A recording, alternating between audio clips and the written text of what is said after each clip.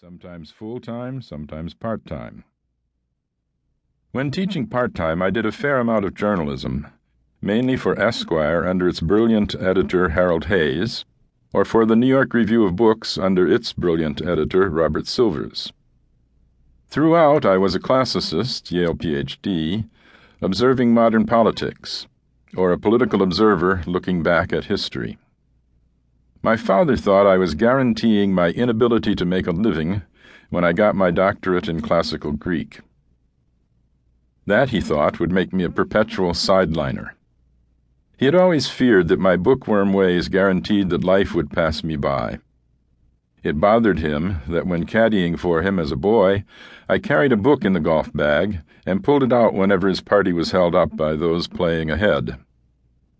One summer when I was in grade school, he paid me money, I think $5, if I would go a whole week without reading anything.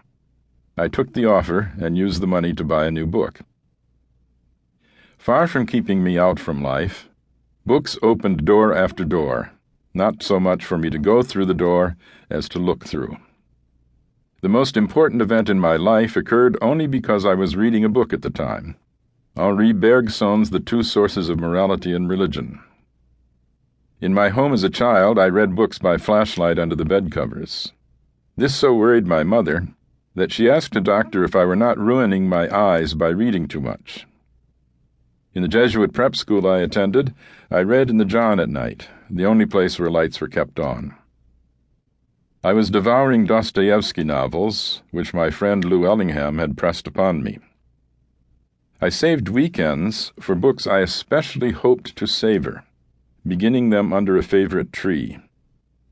One reading feast I was able to indulge when a traveling statue of Our Lady of Fatima came to the school, as part of Catholic prayers for the conversion of Russia. For 3 days and nights, an around-the-clock vigil was held before the statue, each student kneeling for a half hour. The lights were on everywhere all night, so I plunged into War and Peace and read non-stop for 3 days and 3 nights, with only short cat naps, until I finished it. Lou told me it was the greatest novel ever written, and he was right. It is still the novel I most often reread in various translations, even more than David Copperfield or Waugh's Sword of Honor.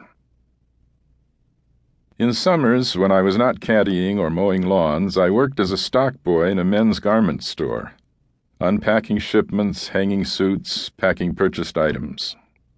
In spare time at the back of the store, I read in a cheap volume of all Shakespeare's plays, its print so small I could not read it now without a magnifying glass.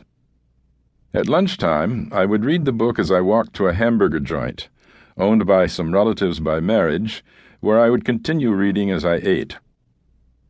Over several summers and with some time in the school year, I finished the entire book, not understanding many of the words, but marveling at the music. In school, I had been assigned to memorize Mark Antony's funeral oration and Shylock's speech.